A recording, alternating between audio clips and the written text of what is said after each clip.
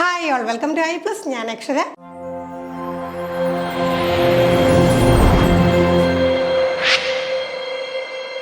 ഇന്ന് നമ്മൾക്ക് English പെഡഗോജിയിലെ common ആയിട്ട് നമ്മുടെ കേറ്റഡ് എക്സാമിനേഷനും സിറ്റഡ് എക്സാമിനേഷനും ഒക്കെ ചോദിക്കുന്ന കുറച്ച് ക്വസ്റ്റ്യൻസ് ആണ് ഡിസ്കസ് ചെയ്യാനായിട്ടുള്ളത്. നമുക്ക് ആദ്യത്തെ ചോദ്യത്തിലേക്ക് കടക്കാം. A teacher provides learners of class 8th an article which she considers slightly above their language level. Learners have to work with the text to do many tasks. What is this known as? അപ്പോൾ നോക്കിക്കും, അത്യാവശ്യം ഒരു standard question ആണ്. ഒരുവിധം എന്താണ് സ്റ്റാൻഡേർഡായിട്ടുള്ള രീതിയിലെ questions work out ചെയ്ത് പഠിച്ചവർക്ക് മാത്രമേ ഇവിടെ ഉത്തരം കിട്ടത്തുള്ളൂ. കാരണം ബേസിക്കായിട്ട് നമ്മൾ അറിഞ്ഞിരിക്കേണ്ട ഒരു തിയറിയിൽ നിന്ന് ചോദിച്ചിട്ടുള്ളൊരു ചോദ്യമാണ്. അപ്പോൾ ഓപ്ഷൻസ് നോക്കുമ്പോൾ ചിലപ്പോൾ നിങ്ങൾക്ക് തിയറി ഏതാണ് തിയറിസ്റ്റ് ഏതാണെന്നൊക്കെ പിടികിട്ടും. ഓപ്ഷൻ നോക്കാം. Learning hypothesis, incomprehensible input, reading comprehension, comprehensible input. അപ്പോൾ ഇവിടെ നമ്മൾ നോക്കിക്കുകയും ഈ ഒരു ഓപ്ഷനൊക്കെ കാണുമ്പോഴത്തേക്ക് ഹൈപ്പോത്തസിസ് എന്നും ഇൻപുട്ടെന്നൊക്കെ കാണുമ്പോഴത്തേക്ക് നമുക്ക് എങ്ങോട്ട് ചെല്ലാം? സ്റ്റീഫൻ കൃഷ്ണൻ്റെ മോണിറ്റർ ഹൈപ്പോത്തസിസ്, അതിൽ 5 സ്റ്റേജൊക്കെ പറയുന്നതായിട്ട് നമുക്ക് അറിയാം. അതിനെക്കുറിച്ചൊക്കെ ഡീറ്റെയിൽ ആയിട്ടുള്ള ക്ലാസ്സുകൾ നമ്മൾ ഓൾറെഡി ചാനലിൽ അപ്ലോഡ് ചെയ്തിട്ടുണ്ട്. ഇവിടെ എന്താണ് ആ ഒരു ബേസിക്കായിട്ട് നമ്മൾ അറിയേണ്ട ആ ഒരു കണ്ടന്റ് നോക്കിക്കുകയും, ഒരു ആർട്ടിക്കിൾ ക്ലാസ് 8ലെ സ്റ്റുഡൻസിന് ലേണേഴ്സിന് ഒരു ആർട്ടിക്കിൾ കൊടുക്കുന്നു which consider slightly above their language level. ഈ 8ാം ക്ലാസ്സിൽ പഠിക്കുന്ന കുട്ടികൾക്ക് അവരുടെ ലാംഗ്വേജ് ലെവലിനേക്ക് സ്വല്പം മുകളിൽ നിൽക്കുന്ന തരത്തിലുള്ള എന്ത് കൊടുത്തു? ഒരു ആർട്ടിക്കിൾ വായിക്കാൻ കൊടുത്തു. Learners have to work with the text do many task. അപ്പോൾ കുട്ടികൾ തന്നെ എന്ത് ചെയ്യണം? അതോട് വർക്ക് ചെയ്ത് അവർ പല ടാസ്കുകൾ ചെയ്യേണ്ടി വരുന്നു. ഇതിനെ എന്താണ് പറയുന്നത്? അപ്പോൾ നമ്മൾ കൂടുതൽ ചിന്തിച്ച് തലമുണ്ടാക്കേണ്ട കാര്യമൊന്നുമില്ല.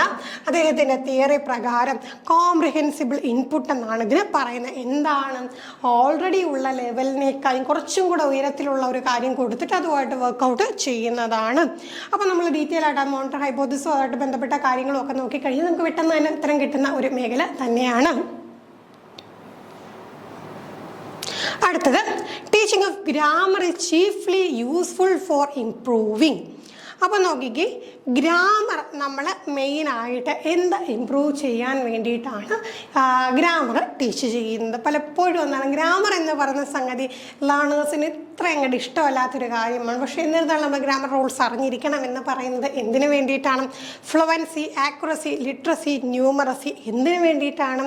നമുക്കറിയാം ഈ ഒരു ന്യൂമറസി എന്ന് പറയുന്ന സാധനം ഇവിടെ വരത്തില്ല. ഫ്ലുവൻസി ആണോ, ആക്യുറസി ആണോ, ലിറ്ററസി ആണോ? എന്താണ് വരിക? ആക്യുറസി. ആക്യുറേറ്റ് ആയിട്ട് സംസാരിക്കാൻ കഴിയണം അല്ലേ? അപ്പോൾ നമുക്കൊരു കാര്യം കൃത്യമായിട്ട് ആക്യുറേറ്റ് ആയിട്ട് കണ്ടന്റ് മനസ്സിലാക്കി അത് മറ്റൊരാളോട് കോംപ്രിഹെൻഡ് ചെയ്യണമെന്നുണ്ടെങ്കിൽ കൃത്യമുള്ള ഗ്രാമർ വേണം. ഗ്രാമർ അവിടെ മിസ്റ്റേക്ക് ആയി പോയി കഴിഞ്ഞാൽ ചിലപ്പോൾ എന്താണ് പറയാൻ ഉദ്ദേശിക്കുന്ന കാര്യമായിരിക്കത്തിൽ അവർ മനസ്സിലാക്കി എടുക്കണം. അപ്പോൾ ആക്യുറേറ്റ് ആയിട്ട് സംസാരിക്കാൻ വേണ്ടിയിട്ടാണ് നമ്മൾ എന്ത് ചെയ്യുന്നത്? ഗ്രാമർ പഠിക്കുന്നത്. അടുത്ത ചോദ്യം, the objective of grammar teaching is to enable students to communicate which among the following is not in tune with the objective. അപ്പോൾ എന്താണ്? നമുക്ക് നേരത്തെ പറഞ്ഞ ആ ഒരു കാര്യമായിട്ട് ബന്ധപ്പെട്ടുകൊണ്ടുള്ള ഒരു ആപ്ലിക്കേഷൻ ലെവൽ ചോദ്യമാണ്. നമുക്ക് നോക്കാം. കുട്ടികൾക്ക് കമ്മ്യൂണിക്കേറ്റ് ചെയ്യാൻ വേണ്ടിയിട്ടാണ് ഗ്രാമർ നമ്മൾ ടീച്ച് ചെയ്യുന്നത്. ഓക്കെ, then എന്താണ്? Which among the following is not in tune with this objective. ഒബ്ജക്റ്റീവായിട്ട് ചേർന്ന് പോകാത്തത് ഈ കൂട്ടത്തിൽ ഏതെന്നാണ്? അപ്പം നമ്മൾ എന്ത് ചെയ്യണം? ഇത്തരത്തിലുള്ള ചോദ്യങ്ങളുണ്ട്. കൂട്ടത്തിൽ ചേരാത്തത്, ഇതുമായിട്ട് മാച്ച് ആകാത്തത് എന്നൊക്കെ അവർ ചോദിക്കാറുണ്ട്.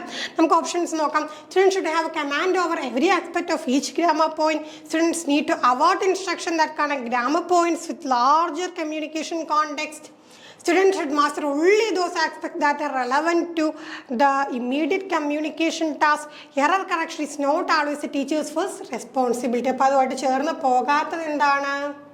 നമുക്ക് നോക്കാം. നമുക്ക് ഇവിടെ നിന്ന് പറയുമ്പോഴത്തേക്ക് എന്താ? നമുക്ക് കമ്മ്യൂണിക്കേറ്റ് ചെയ്യാനായിട്ട് സാധിക്കണം. അങ്ങനെ വരുമ്പോഴത്തേക്ക് നോക്കിക്കുകയും students should have command over every aspect of each grammar point. അത് ശരിക്കും പറഞ്ഞു കഴിഞ്ഞാൽ പോസിബിൾ ആണോ?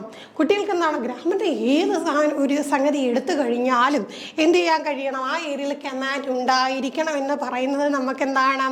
ഇത്തരത്തിൽ ഗ്രാമർ ടീച്ചിങ് കമ്മ്യൂണിക്കേറ്റ് ചെയ്യാനായിട്ടുള്ള ആ ഒരു കമ്മ്യൂണിക്കേറ്റ് ചെയ്യാൻ വേണ്ടി ഗ്രാമർ പഠിപ്പിക്കുന്നു എന്ന് പറഞ്ഞ ഐഡിയ ആയിട്ട് കുറച്ച് ഒത്തുപോകാത്തതാണല്ലേ?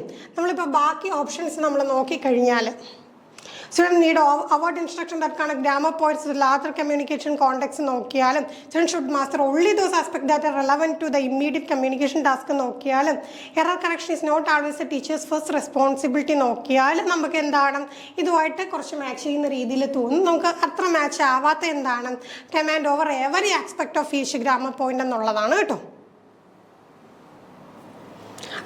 ചോദ്യം, സെമാൻറ്റിക് ക്യൂസ്.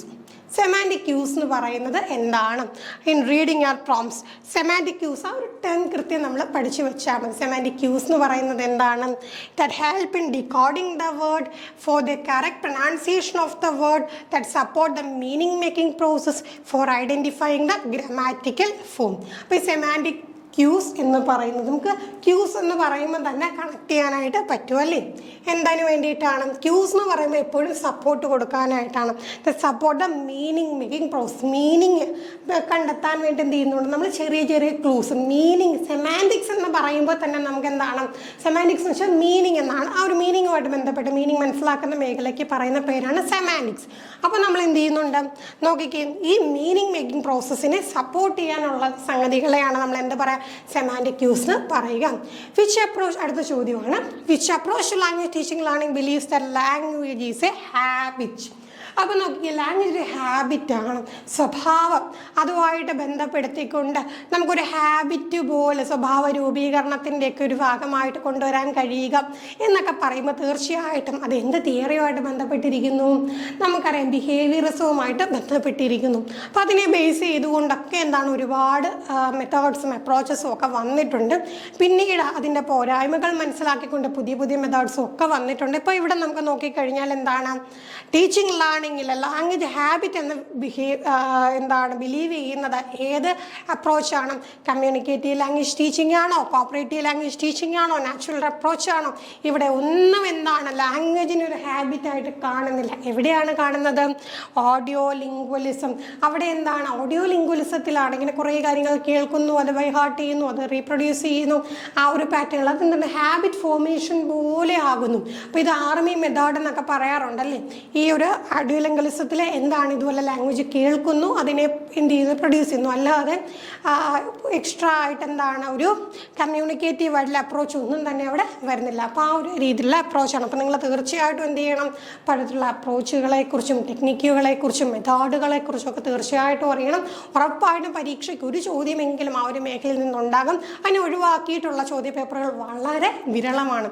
അതിനെക്കുറിച്ചുള്ള ഡീറ്റെയിൽ ക്ലാസ്സുകളൊക്കെ നമ്മുടെ ചാനലിൽ അപ്ലോഡ് ആയിട്ടുണ്ട്. എന്ത് ചെയ്യാം? നിങ്ങൾക്ക് തീർച്ചയായിട്ടും വീഡിയോസൊക്കെ യൂസ് ചെയ്യാം. മറ്റൊരു സെക്ഷനുമായി നമുക്ക് വീണ്ടും കാണാം. താങ്ക്